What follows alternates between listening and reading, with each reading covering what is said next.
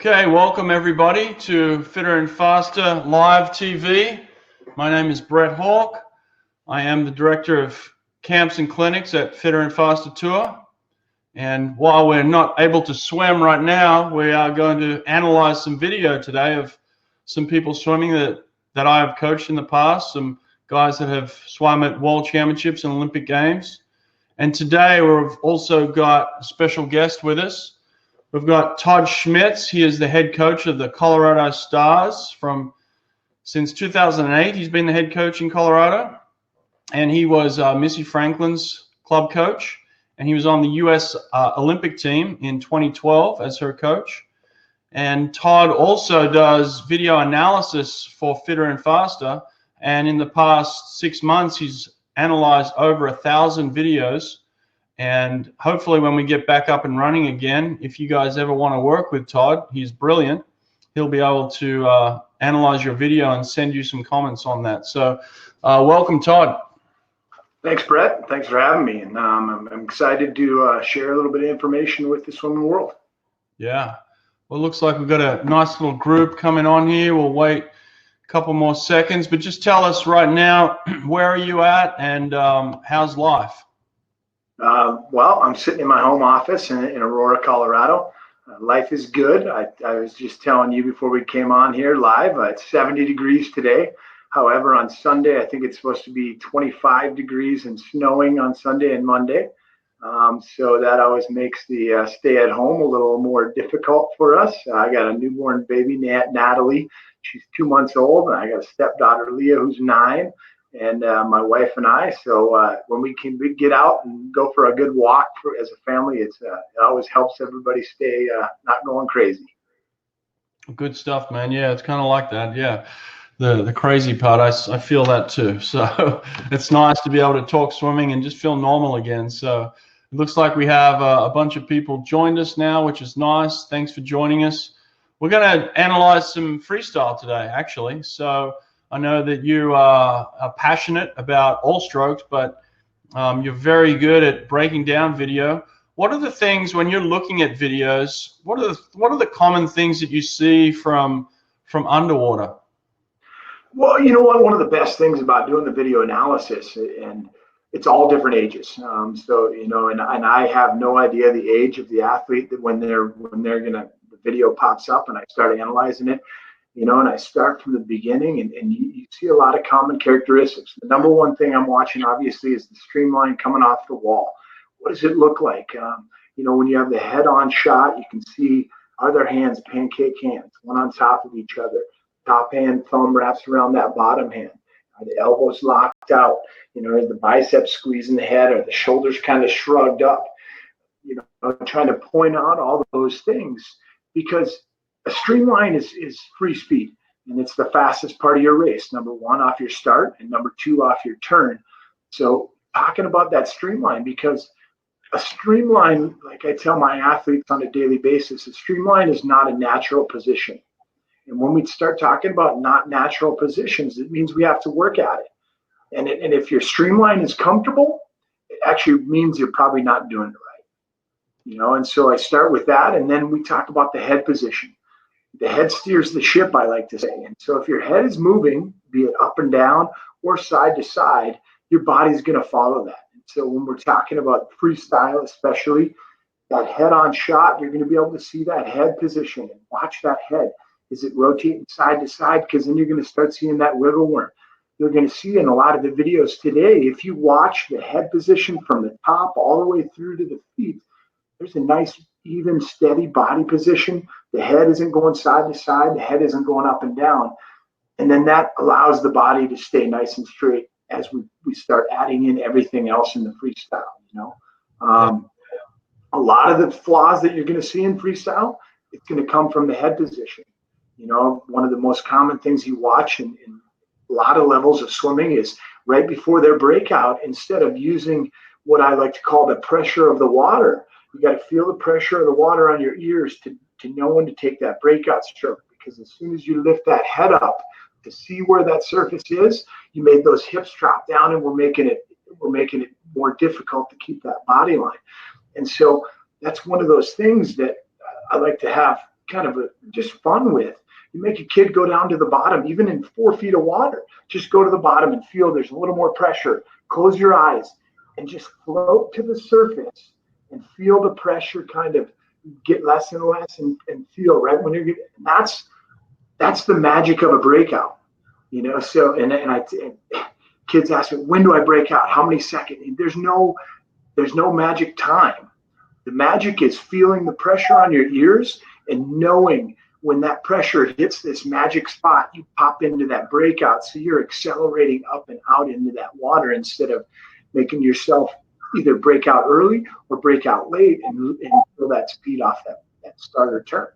Yeah, that's awesome. I'm glad you brought that up, because the first video we actually have is of Mesilla Guinea. Now, he is a Brazilian athlete that I coached at Auburn University, and then I went on to coach him at the 2016 Olympics, where he made the final in the 100 freestyle, actually. We're going to watch a race here where he actually makes a mistake off his start, kind of like what you said, being in that perfect streamline. And I don't know if any swimmer out there listening has ever done this, but when he hits the water, his hands aren't completely together. So as soon as he hits, you'll see his hands split, and he actually lands on his face. And he ends up having to dig himself out of a big hole and then try and catch up to the rest of the field. But he keeps very patient and he stays relaxed and he does some things right. So even though he makes a big mistake here, he goes back to his technique. And I want you, Todd, to talk us through some of the things you see him doing well once he gets up and gets swimming, because he does end up catching the field, which is pretty impressive. So let's have a look at this video real quick. All right.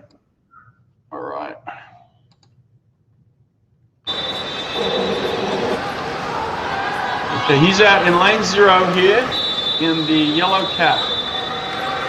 So he should be right at the top of the screen for everybody.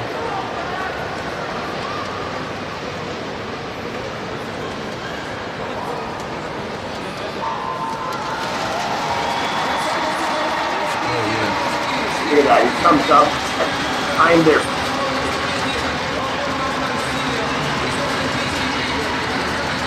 So if you look, no, he's not over kicking compared to the stilt, not rushing the stroke. Like Brett said, he's going to rely on his training right now. Not really good underwater, especially compared to the next guy next to him. Probably has the best stroke breakout. Watch. Clearly, he has an advantage in an outside lane. He doesn't have to worry about breathing to the other side. Not rushing it. He's getting the rhythm. You know, he's breathing every stroke. Look at his rhythm. Now he goes to a straight on. About 7 meters off the wall. Gets that head down. Rotates it up. Gets on the wall. Actually takes it. So he's guy in lane 5 there, or the place lane 0 for Brazil, Marcelo. Yeah. 48.9. Yeah, exactly. So he ended up in the morning prelims. He ended up 5th in his heat, which then he got lucky. He ended up 16th overall, and so he made the semifinals that night. He got very, very lucky. And then he ended up finishing in the top 8 and made the final. And then he swam in the final and actually finished 5th at the World Championship. So even after making a tremendous mistake in the morning, he went back to the way he trained all season, and he went to his technique. And like a lot of the things you pointed out there, Todd, I agree with all the things you said. He stayed within his technique, and it got him to advance to the semifinal, into the final. So, yeah, I mean, training helps a lot in those circumstances. That's exactly it. You know, race rehearsal. You know, you worked with him.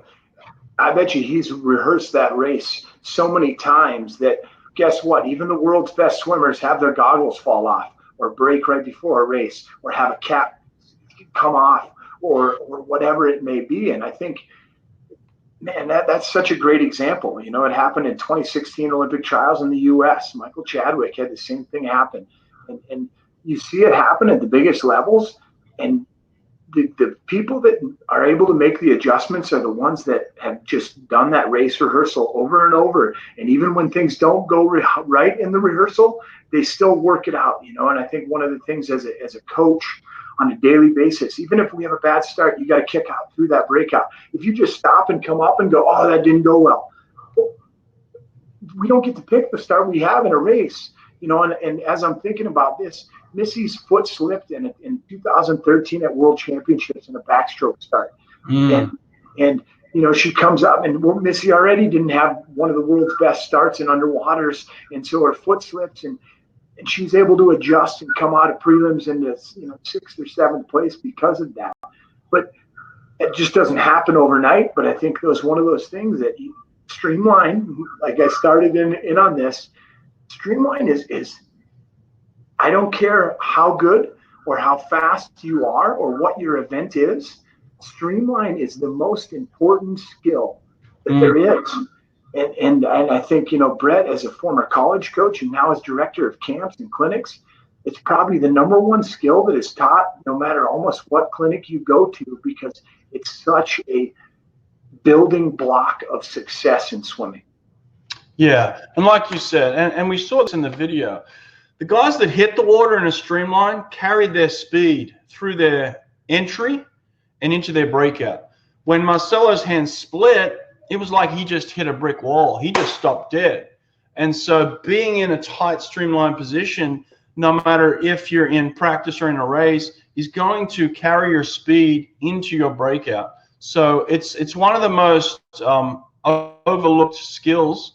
But the people that I always work with on a daily basis, the ones that swim in the World Championship finals and the Olympic Games, they do Streamline work all the time. And actually, the next video I'm going to show is Marcelo practicing his streamlining off the wall. So as we said before, even though he made this critical mistake, he was able to get back into the training mode and go into what he knows and what he's trained. So I'm going to show you an example of Marcelo coming off his wall here. And we did this over and over again. And it enabled him to stay relaxed and patient, even though he made a huge mistake in the prelims there. So let's have a look at this one.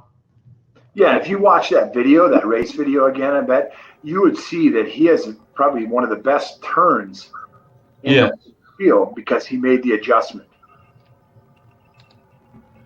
And right there, you see him practicing his streamlining.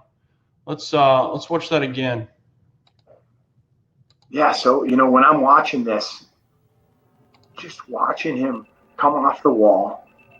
All right. This is underwater. Sorry, I did the wrong one. Let's go back to the video. Exit this one. We're going to show this one in a second. Yeah, that's a great video. That is a great video. So this one is the one I wanted to see. Yes. Let's go back to this. So as I'm watching this, okay, I love the underwater turn here. Okay, watch the feet set up, the streamline coming off. Look at that line. He's coming out past the marker on there. So he's probably coming off almost 15 yards and just a tight streamline and pushing off and exploding off that wall. Yeah, you see that streamline right there. Look at that. Walk us through that, Todd, from fingertips to toes here. Yeah. So, okay. So when we're looking at that, all right, you see that his hands, when you're seeing that side view, you only see one of his hands. That's because the other one's directly behind it. I'm talking to age group kids to get them that visual, or out there that are watching this. Think about a stack of pancakes, right? All right, they're on top of each other. We don't have them. This isn't what we're talking about. This isn't what we're talking about. This isn't what we're talking about. We're talking about this. One hand, all right? And then that top hand, this is probably the most important thing, especially off that start, okay, that Marcelo didn't get done in the World Championship prelims for whatever reason. He couldn't get his hands all the way together to get this locked out. So you've seen that locked out on his hands.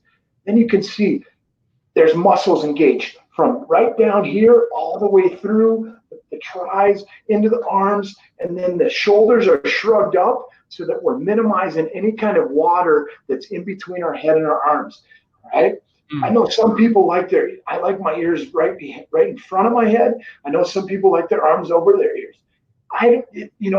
what I'm looking for is I don't want the chin tuck into the chest. All right. We want to try and keep the head in a neutral position. What's that? Why don't you like the chin down on the chest? Well, because then right away we're hurting that body line, right? Yeah. So as soon as that chin is to the chest, the head steers the ship. Exactly. Look at Brett's body line there. Okay. The body isn't straight anymore. There's a big jerk in it, and that's going to affect our speed. All right. When we come off the wall, we're trying to make ourselves as hydrodynamic as possible from fingertips to toes. So we're talking about that. We're shrugging those shoulders up. We're squeezing the biceps against the head. We're looking forward so that the head, the streamline's already a hard enough position. We don't need to worry about doing anything with the head. Keep that head in a neutral position, and then the arms and shoulders lock into position. And then if you look all the way through the body, through the legs, pointing through the toes. If we have our feet like this at the end of our streamline and our body, that's like a big anchor that we're just dragging. We got to try and point those toes. That comes down to flexibility, right? We're sitting at home right now, and very, very few of us have the access to a pool. Guess what? You can do every single day, multiple times a day, stretch. Okay? Flexibility can improve. Yes, it can. And if you do it, that's one of those things that you can do every day is to work on these things so that when we get back in the water, you can be like, okay, hey, I was working on pointing those toes, and then you can feel that when we get back in the water. I like that. Let's pay attention to his toes on this video here because you can really notice it. As he comes off his wall, watch his toes. Boom, right there. Beautiful line. And this is a drill that we did over and over again where he would just hold his line, just hold his body line. No kicking out. So I would just say, all right, I want you to swim in. I want you to dive down. We're going to do an underwater turn and just come off and hold your line. And he would do these drills over and over again. And Brett, let me ask you, why do you make them do the underwater? I mean, I know why I make my athletes try that, but what are you looking for when you're making them do the underwater turn? I really love full resistance. So when you feel resistance from every part of you, you can really notice where things are loose or where things are open. And so a lot of times when we do our turns above the water, our legs come up too high. And I always tell the athletes, I want you to get into a smaller ball. And they can't really understand it. But then when they go underwater and they open their legs up real high, it's almost impossible to do a flip turn underwater because there's so much resistance. So if you get really small underwater, which you watch Mesilla do it again, you watch how small he gets, it minimizes the resistance. And then when you bring that to the surface, you can then translate that into a small, tight ball, right? Yep, exactly. I'll have a look at it again just one more time. Watch how small he gets underwater. That's why I love these underwater turns. Really small, really tight, locked in, excellent push off the wall, great streamlining. You know, one other thing that I do with my athletes is I make them do, and out there, do 3 somersaults underwater with 1 breath. You don't get any breaths. You take a breath and you got to do 3 somersaults. And you know what? The power of the mind, by the time you get to number 3, your body naturally all of a sudden makes itself tighter because it's running out of air. So it says, hey, stupid, you got to make yourself faster so we can get out of this turn and get another breath. And so it's pretty cool to watch the first turn, usually is really wide and then it gets tighter and tighter. And usually by that 3rd turn, they're kind of starting to understand that you want to get everything tucked in, like you just said. And that's exactly what I want my athletes to feel too when they're doing the underwater turn is just, hey, is that arm out here or should it be getting in a little tighter so that we have, number 1, that's where we're starting that turn, but also we're using that to generate a little power into that turn. Cool. Yes, I turned my sound off there. Sorry. Yeah, exactly. I was going to say, perfect explanation. Let's watch an open turn done the same way where Mesilla swims in, he dives down. I think he does some dolphin kick in, but mainly we're really working on getting tight on the wall. And you can talk us through this one, Todd. Yep.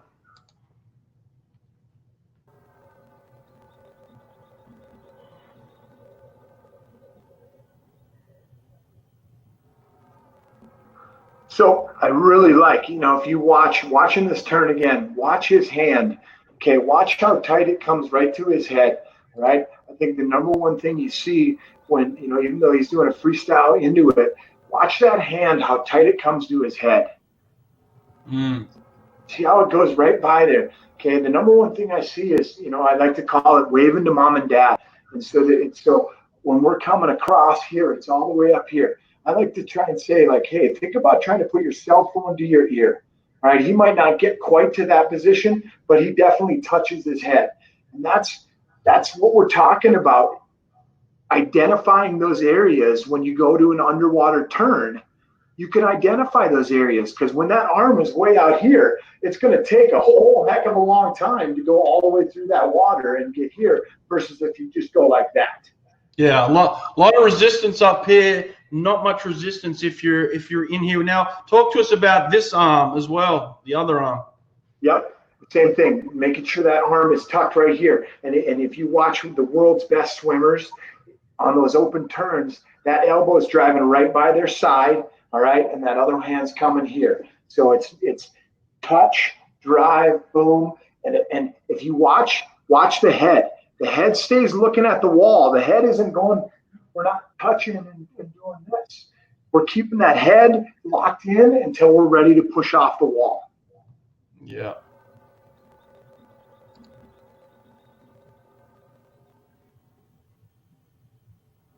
See that chin? He even keeps that head down all the way until he's going to explode, kind of give that little push off, that spring off the wall, and then his head comes out of that tucked position, and then then he goes into that straight body line when he comes off the wall. Now, talk to us about why it's important to bring the knees up fast, Todd. Same thing. All right. So when we go to an underwater turn, all right, if the knees are taking a long time, the knees, okay, is kind of the energy that we're driving into the wall that's going to get us off the wall. All right. And so when the knees don't come in fast, it's going to make us really kind of have a really slow turn. It's going to almost think about the water that's coming in behind us in the wall. All right. If we get in and out of that wall fast, there's no water kind of pushing us. If it takes us a long time to bring the knees to the chest, what's happening to the water behind us? It's coming into the wall also. And so it's almost kind of it's like a suction effect that all of a sudden we kind of get stuck on the wall a little longer when we're coming off that wall. And so if you watch, when he touches, his arms kind of bend in. I like to call them like springs, right? We don't go into the wall stiff and just kind of hit the wall. We hit the wall and we kind of absorb a little bit. And when we're absorbing, that's when the knees are driving up. And then we're kind of at that point, that's when the feet come up and get on the wall. And that's at the same time his hands are coming up by his head and coming off into that line. Exactly. Yeah, let's watch it again and pay attention just to his knees this time and the speed of the knees that Todd talked about here. Okay, so as he comes in and dives down, pay attention to his knees. Boom, right there. Right up under his chin, aren't they? Yeah. Replay that. Watch it. Oh, dang. That clicks off. I got to figure that part out, how to get that to repeat. Yeah, I need a loop. Okay. Watch his knees. Right up under his chin. Nice. Yeah, I don't know. Can you try and pause the video when his knees come up? I did try to pause it, and then it kind of clicks off. So I don't right. know what I'm doing wrong, but. Oh. But yeah, if you guys, watch it again and so look at his heels. So his heels are kind of tucking in towards his butt while his knees are driving in. So his legs aren't out, flailing out. Yeah, he's getting real small in a real tight ball. Real fast. Look at that. Oh, yes. Brilliant. Look at his eyes. Look at it where his eyes are looking. His chin is tucked. His eyes are looking at his knees. There's probably only about 10, 12 inches in between them. That's what that's what it takes to have the most power in and out of that wall, is getting that tight. And then when you transfer that on top of the water, you get really small and really fast on top of the water as well. Same thing. Exactly.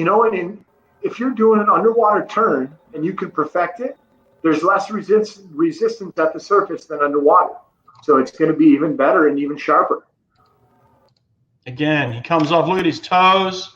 Beautiful point. He just points everything so perfectly, and everything is lined up so it's minimum resistance. I mean, you're really trying to carry speed off that wall as fast as you can. So you want everything absolutely lined up. You don't want your head to be up and your hips to be down, or like you said, Todd, your feet to be down. You want everything lined up so that you are just flying through the water.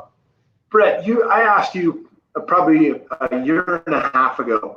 I said, hey, why are the world's best swimmers swimming no breath 50 freestyle? Mm-hmm. You said, Todd, it's because of the head position. Yeah. And you know what? I coach a 28-year-old now who goes 22.7, and the only reason he's going under 23 is because he's doing a no breath 50 free. And it's 100% right. Is that head position is so important, and it's sure in the 50, but it's even more so when you're talking about when you have to breathe.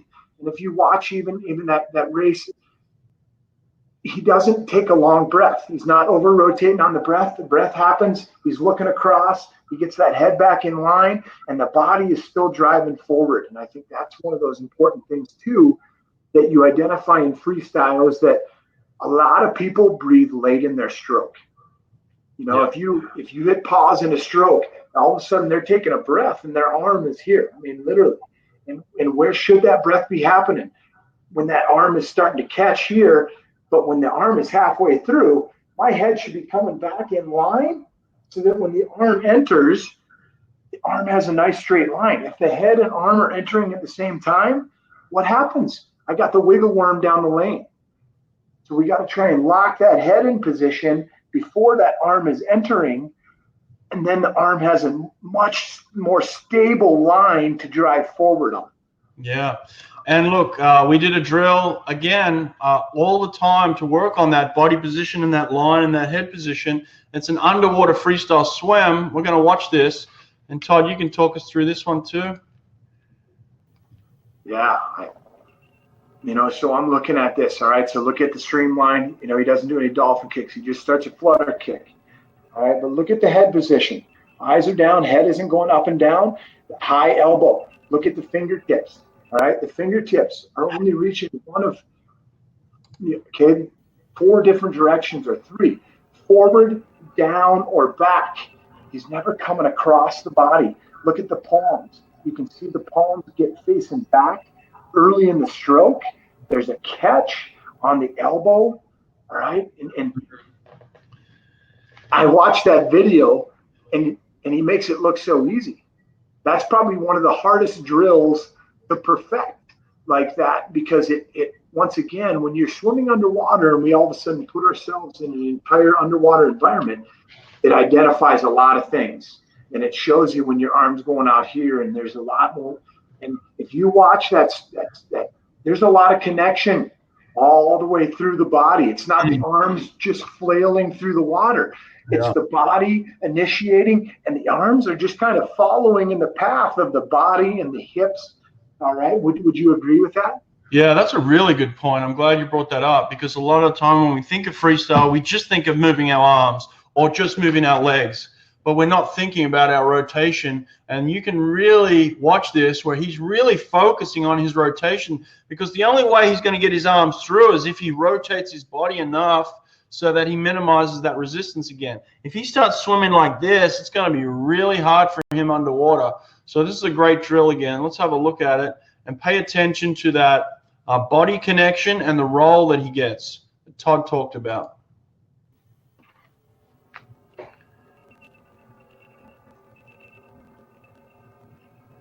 Yes. Look, so you look from his back, and you can see his back and then his stomach, and you just see the arms are not moving independent of themselves. I think that's one of the things that I saw right away is like, how does he get his arm up and get that elbow up and drive forward underwater and make it look so effortless? And then you go, okay, look at the connection. And you can see, if we watch that video again, look at his back muscles. Look at how he's engaged from like pretty much like his elbow all the way through his back. And, you know, and obviously he's a pretty elite athlete, but just look at see that? That connection, that is just the paramount right there, that you see that, and he's truly using his core. And I hate the word core because it's such a word that we throw around and people really don't understand it. So let me give you an analogy of what I like to tell people is when you hear the word core, here's what I want you to think about. Where is the other place in life that we hear the word core? Apple core, right? So if you think about an apple core, everybody likes to think of as our core as our abs. Okay, that's only about 20% right? But an apple core, it's all the way around. All right. So when we think about an apple core, it's our abs, it's our obliques, it's our back, it's all the way around. And so when you hear the word core, think about that as an apple core. So, and you see that in the video, that he's engaged in the front, on the sides, in the back, and that's how you get that connection of the body working together. And I think when you start watching the world's best swimmers, but even the best swimmers probably in your team or in your group, there's a connection through the body and through the how do they move the water. And like Brett said, you know, when you start swimming, we don't understand that, and we just use our arms and our legs, and we think if we move those as fast as possible, we're going to go faster. And you can just watch an 8 and under or a 6 and under race, you can see that. But as we progress in swimming and as we coach swimming and we do these things, we realize that swimming is truly one of the sports that it's like art and science. It's not one or the other. And it's this fine line of power. And because, you know, I've worked with professional MMA guys and professional kickboxers, and they need to swim for cardio because the running is too hard on their body. And they don't understand that. They're just strong and they just muscle. And then they watch somebody swim and they're like, oh, wow. And that's what it is. It's finding that balance of your body and how do I generate the most power without overworking? And I think that's one of the beauties of swimming, is that that's what we're all chasing after, is that how do we make each and every one of the athletes that we work with, or each and every athlete out there watching this, how do you make yourself faster? And your best time is your best time. That's the best part. Sure, we race 7 other people or 8 other people in a race. Of course we do. And we use them to make ourselves better. But that's the best thing about swimming, is that we all have our own bar. All right. And if you keep setting your bar a little higher and a little higher and a little higher and a little higher and a little higher, guess what? You're getting better. And that's what it's about. And not every single, you know, Brett was an Olympic swimmer. I wasn't an Olympic swimmer. All right. Not everybody can be an Olympian, but that doesn't mean you can't have Olympic dreams. All right. Because having an Olympic dream and chasing the Olympic ideals, it's not a bad thing. And it'll get you good things in life. And I think that's one of the best things about why Brett and I both do this. Swimming teaches life lessons.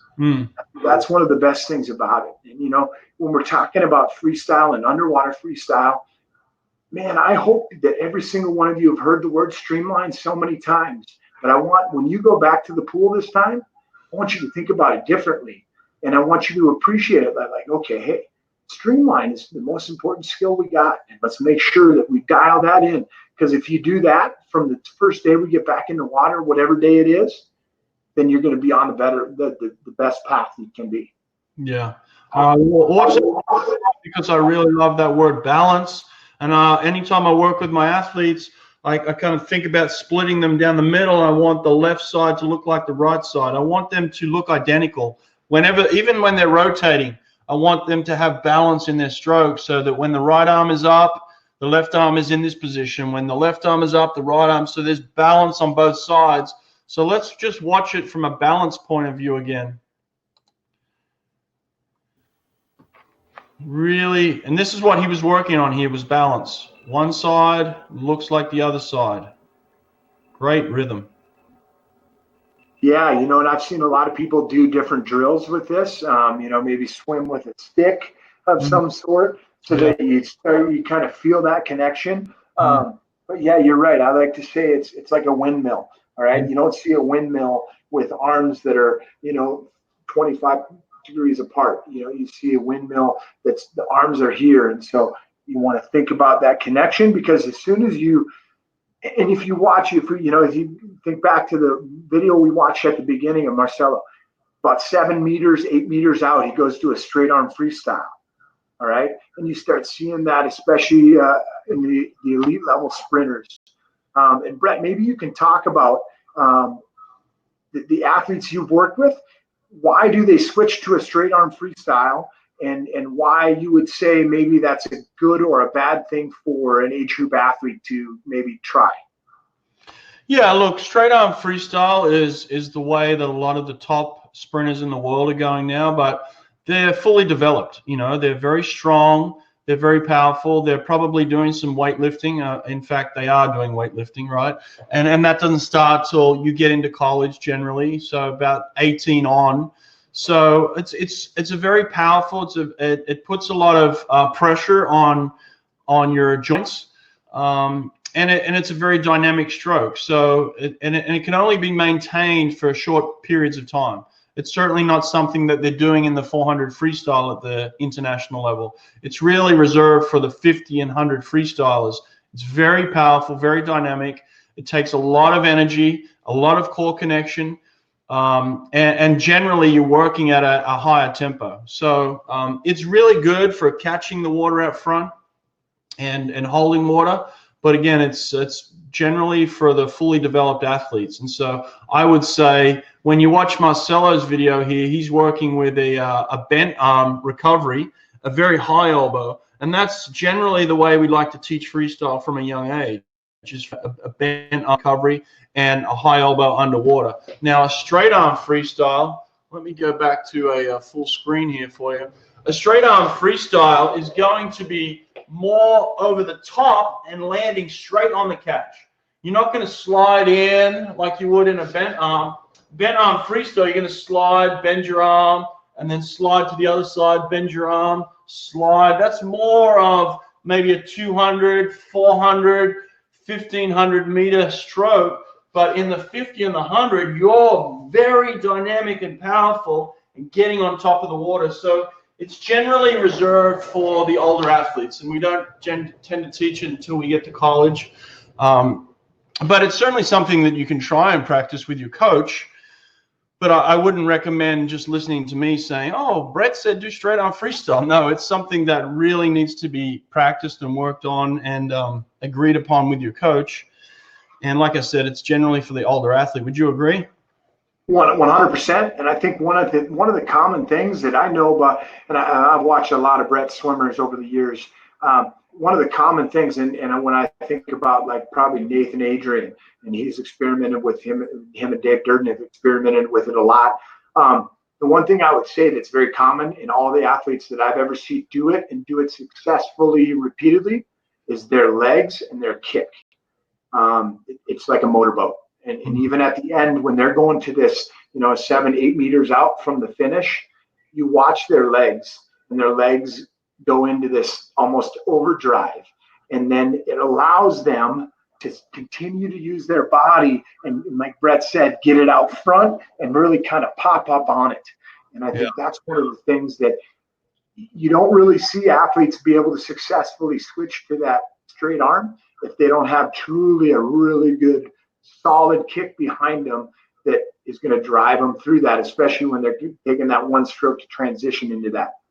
Well, that's a great lead into the next video here, because we have underwater footage of Eamon Sullivan. And Eamon was the world record holder at one stage in the 50 freestyle back when the suits were around. So this might have been around 2008, 2009, somewhere around there, this video. But it's a great example of power swimming, straight arm freestyle. And it shows you his legs are just on overdrive in this video. And the camera is just going to follow him all the way underwater. It's an amazing view. So I want to have a look at it. It's from the Australian Championships. Let's check it out. Watch it streamline here. Pop, pop, pop, pop. Look at that. Head position. Now, one of the things that I talk about when I'm watching the underwater video, okay, look at his hands. They maybe touch the center line, but they never cross the center line. What does that mean? You said it earlier, Brett. We talk about the body in quadrants here. Okay, the body, the right side and the left side. All right. One of the principles in swimming, no matter what stroke we're talking about, your right hand can never go to your left side, and your left hand can never go to your right side. Yes. Okay. As soon as you cross that center line, we're pulling that body line to the side. All right. So if you watch his stroke there, and you're right, that camera angle is right underneath him. If you watch, he gets right here and he probably touches the center line and drives that stroke right back through his hip, but he doesn't come across. And I like to say, when you're watching your fingertips, if you're watching a head-on stroke of yourself, your fingertips are going to enter reaching forward. So your fingertips are forward, down, or back. If your fingertips are ever starting to come across your body, you're going to start going across, and we're going to cross that center line. All right. We get here, all right, but also our hands are here. If you watch Eamon there, he's not swimming out here. Okay. If you think about, if I told you to do a pull-up, all right, and I just said, don't think about it, just try and do a pull-up right now. You put your arms probably right here, right outside of your shoulders. Okay, that's the same thing. That's the power zone in swimming, right? As soon as those hands start sliding out wider than our elbows, it's really hard to generate power out here because we can't use our entire body.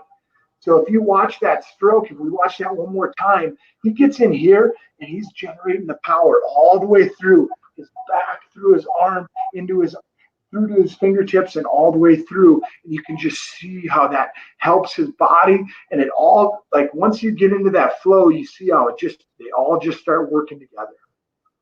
Yeah, let's watch that again. It happens quick. Like I said, this is a world record, so it happens quick. It's interesting. He pops in a breath there about 35 meters, I think. Yeah, I think he does. Yeah, you're right. Beautiful. All right. And just look at that. Look at the bottom of his suit from probably about his hips down to his legs. Not a lot of rotation there, but his shoulders are rotating. He's got a lot of body drive through. Oh, look at that screenshot right there. Boom. Fingertips reaching forward, coming right there to the center line, but not crossing that line and driving it all the way through his hip. Yeah, I was trying to pause it right on a spot that maybe we could see his line. And I was going to say, he takes a breath, but I think that's one of the things you could have gotten away with when you had the rubber suits. Yeah. Well, his breath is so fast and so in line, I don't think it bothered him much at all. Nope, exactly. Look at that catch. Yep. Look at that. Boom. Look at the line from fingertips to toes. And look at that. We were talking about uniformity. Look at the arm. The bottom arm is underwater. The top arm they're in unison. Yeah. Right? They're in unison, like we were just talking about. Yeah. I'll see if I can stop it on the breath this time. I got to be good. I got to know where the 35 is. Yeah, right?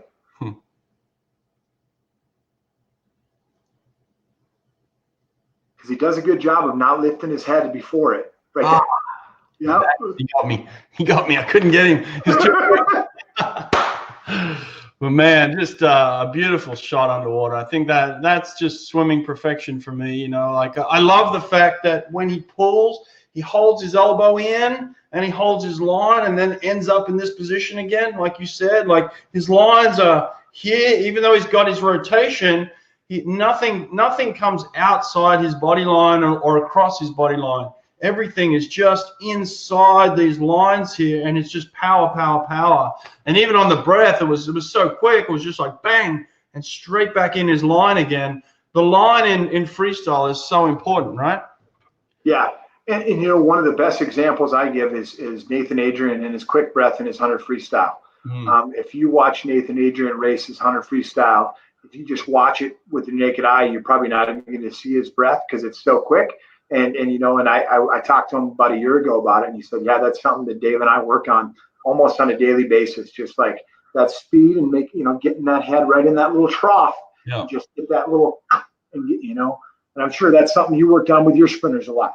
Yeah, for sure. Absolutely. You've got to be working on those details. This is the world record holder, Cesar Cielo, in the 50 freestyle, 100 freestyle. He currently holds the world record. This is just a video of him swimming slow, and he was always working on just his length and his feel. One of the things I think I love in this video is his hand will enter. You might see a few bubbles, but as soon as he gets on his catch, there's no bubbles at all on his hands. It's just all water. And he was very good at feeling the water. We did a lot of sculling drills, but he would just swim slow and really try to eliminate all those bubbles around his hands. So let's have a look at this.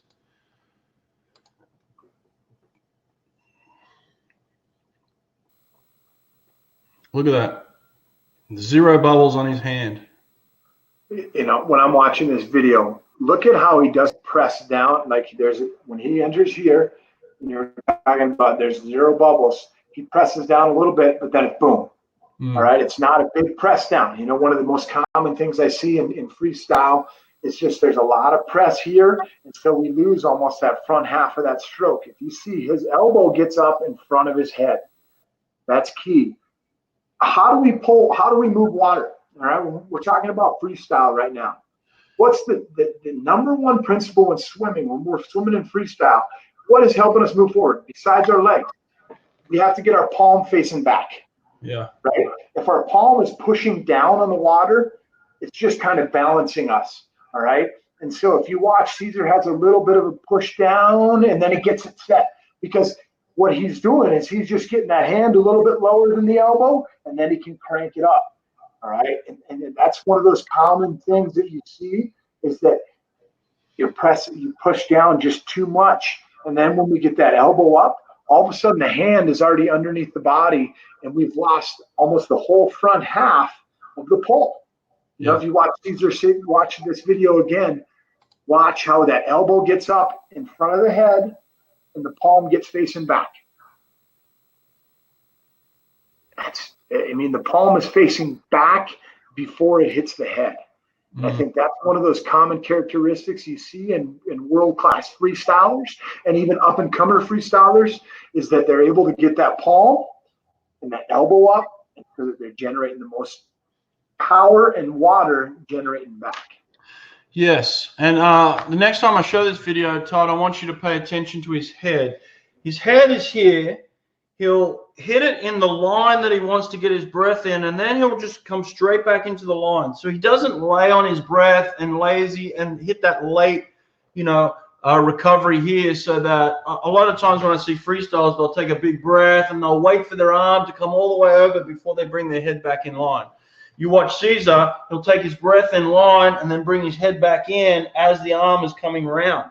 Okay, so pay attention to his breath and the line of his head on this one. You see that? Yeah. Line back down. I think the coolest thing is look at this. He's literally in a pool, and yeah, he knows he's on film, but he's not swimming hard. He's just literally going out there thinking about technique, but he's still popping that quick breath in, because world-class athletes know that that's probably one of the easiest things to get lazy at. It's just, I just want to take that little longer breath, versus, no, hey, even when I'm doing an easy stroke here and really thinking about that catch, I'm still going to engage that quick breath, get the muscle memory down so that it's just there.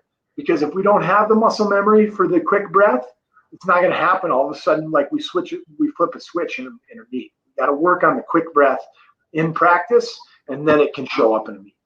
Yeah. Excellent. Okay, great. That's really all the freestyle videos I have. Why don't we go to the chat for a couple of minutes here, Todd? And yeah, that's what I was thinking. We'll turn chat back on, and we can maybe just answer some questions that these guys might have. So if you guys have any questions on freestyle in particular, hit us on the chat right now, and we can read through these.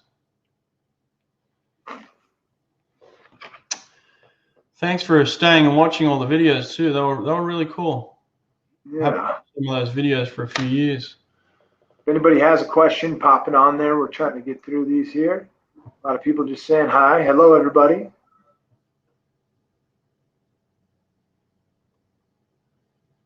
All right, Todd, any of these you want to answer, just go for it. Where do you have the question? I've seen the chat, but I don't know. They're kind of chatting a bit, but are there any breathing drills you'd recommend? Any breathing drills?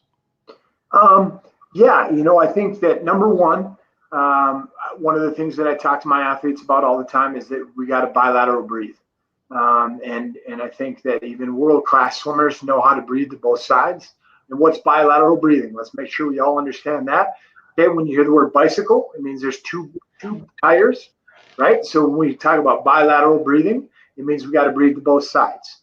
All right, and the longer you swim, you're going to get into a race that's the person you're racing is going to be on your weak side of the breath on your last 25. And I've watched it more than once. A kid or an athlete of mine or even on a different team get into a race, go into their last turn and not breathe to the other side where their competitor's right next to them, and they get beat because they never look to the other side because they don't know how to breathe to their weak side usually. And I think that you watch them, the world's best swimmers, they know how to breathe to both sides. And do they always breathe to both sides? No. I'm not saying you always have to breathe to both sides.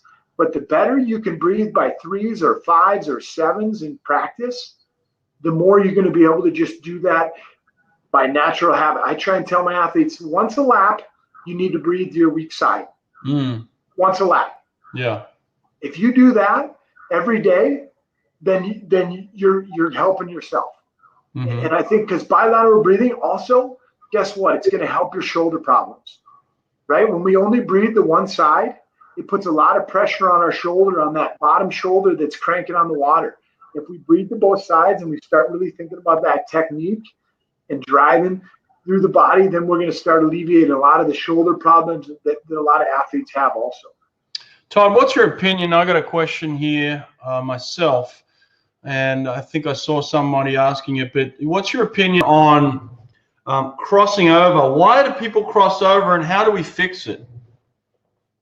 Well, I think number one, when we're talking about crossing over, is that we want to make sure that we're not doing that, all right? Because number one, if we enter here, it's putting our arm in a really tough position. We start talking about normal range of motion of our shoulders and our arms. We want to alleviate shoulder problems, all right? And probably the most common thing that happens to swimmers is when we have poor technique, they develop shoulder problems. And so when we're talking about, all right, and so when we enter, I like to say, number one, we shouldn't be watching our hand enter the pool. If we're watching our hand enter, our head's in the wrong position, all right? But I want you to swim. When we go back into the water, it's going to feel like you're swimming out here. If you swim that you're in here right now and you're entering in front of your head and almost probably crossing over, and you go back and you're going to feel like this, you're going to actually probably be swimming closer to this. All right. And when we talk about that, paddles. All right. I think paddles are a good tool, just like any other tool in our bag, to identify problems. And when I put on paddles and my athletes wear paddles, they're only allowed to wear a finger strap. There's no back strap on our paddles. Right. The reason why I take the back strap off is because then it identifies a lot more of the stroke deficiencies. Like if we're entering here, all right, the paddle's probably going to slide off. Or if we drop our elbow, the paddle's going to slide off our hand. And I tell my athletes, if the paddle slides off your hand, it's identifying something that we're doing in our stroke that's probably not correct. And so, using that, but also just everybody's got cameras now. You don't even have to film underwater. Just have mom or dad film you from right above the water with their iPhone or whatever phone they have, and watch it, because you're going to be able to see, not even underwater, you're going to see if your hand's entering across your head, right? And I think the number one thing is you want to identify it, because if you're probably entering here, all right, and we're coming across our body on our underneath recovery also, and then like I said, all of a sudden the body and the head, we're kind of doing that wiggle worm down the lane. Instead of swimming 25 yards, 25 meters, 50 meters, all of a sudden we're swimming 51 meters in a lap, and we're getting beat because of that, because we're swimming more than everybody else. And so, just number one, just kind of identifying it and taking a little video. Here's the best part. Go stand in front of a mirror right now. We can't get into a pool. Go stand in front of a mirror and and just watch yourself. What does your hand do when you're swimming? And kind of imitate that and kind of shadow swim in a mirror, all right? And you're going to be able to, a lot of your natural tendencies will probably come out then, and you can start modifying what you're doing now so that when we can get back in the pool, you're on the right track. Yeah, good stuff. I see a lot of people asking about length of stroke for different events, like a sprint freestyle or a distance freestyle. Some people are saying, should I shorten my stroke for one or the other? I'm a big believer in length of stroke no matter what you're swimming. So whether you're swimming a 50 freestyle, even though the tempo and the rate is faster, the length of stroke should not be compromised, right? Oh, without a doubt. And you watch any of the world-class swimmers, anybody you could watch on YouTube right now, Caleb Dressel, Nathan, Caesar even, you watch them and they don't sacrifice their length of stroke. They're not entering here and driving straight down. You watch them, they're entering and they're extending and they're getting their full connection of their body. And like we pointed out numerous times in a lot of those different videos, from fingertips to toes, every stroke cycle, they're maximizing it because they understand that when we're swimming a 50 free, you take one less stroke than your competitor, you have more energy at the end. It doesn't matter. You don't have to do any other math, ladies and gentlemen. If you take less strokes than the person next to you, you have more energy at the end. It's like saying I ran 10 miles and they ran 5. Okay, of course they're going to have more energy than you if they only ran 5 miles and you ran 10. That's just the way the body works. So you watch that and they understand that if you shorten that stroke, you take one more stroke in the fifth. And Brett, I'm sure you could probably say that almost every sprinter you've worked with, they probably know within 1 or 2 strokes how many strokes it's going to take them in a 50 free, no matter what. Oh, yeah, absolutely. They're counting their strokes and their length. Huge factors for any distance, and especially sprinters. So you do not want to shorten your stroke. You want full length of stroke with a maximum tempo. So there's that balance between tempo and length, right? So you never want to compromise your length to get more tempo, because that's going to take away from the distance per stroke and the power, and like you said, conserving energy and things. One of the questions I saw here is in relation to high elbow catch. Okay, so if you look at my arm right now, my elbow and my hand are basically equal. You never want, when you enter freestyle, you never want your elbow to be below your hand. Okay, then you slip water. All right, so if you come in at an equal setting here, all right, the next thing you want to do is you want to drive your fingers down so that the elbow stays up and the hand is now below the elbow. All right, I never want the elbow to be below the hand, okay, in this position, because you slip water. So it's always catching water is elbow is above the hand. Now you can see here, this is where I'm catching all this water because I've got a higher elbow and fingers are driving down to the bottom of the pool. Does that make sense? Yeah, and we talk about anchor or, getting that high elbow. I think that's one of the common things. And I saw a question that kind of goes with that. Can my arm be straight above the water? It's pretty hard to have, if your arm is straight above the water, all right, it takes a lot longer. If that hand sits here and it has to go around here and enter in front, okay, that takes a lot longer than if my hand comes here, my elbow goes up, and my hand can drive straight forward. And I think when we talk about that, when we talked about straight arm freestyle earlier, what's the most common thing we both agreed on? It's their legs. All right. And so when we're talking about most swimmers that we're going to be dealing with, it's probably not advantageous to have a straight arm above water, because as soon as that arm's straight above water, it's just making us go down underwater because we don't have a kick to support it. So if we try to have that little more bent elbow, it's easier to drive forward and get a more straight line. Yeah, last question there says, what can I do at home? I love the recommendation you gave about the mirror. For many seasons of my life, from about the age of 17 to 20, I spent a lot of time swimming in front of a mirror and really just perfecting my balance and my entry, where I wanted my hand to enter, and just really working on rotation. But doing that in front of a mirror was very valuable for me, Todd, and so I'm glad you gave everybody at home that advice. So listen, we're right at an hour now. We appreciate everybody being on here. Special thanks to Todd for joining us today. It's very valuable information. Appreciate your time, buddy. Thanks for having me. One recommendation I would give you, while you've got the time and energy, spend some time hanging some of these things behind you, all right? Yeah, I will, no kidding. You got this beautiful USA signature piece back here, man. Let's get this thing on the wall. Yeah, right. I agree. Okay, that's one of my next projects. When it snows on Sunday, that's what I'll be doing on Easter. There we go. I appreciate it, buddy. Listen, take care, everybody, and keep working on those little details while you can, and we'll see you back in a pool shortly, all right? Thanks, everybody. Bye.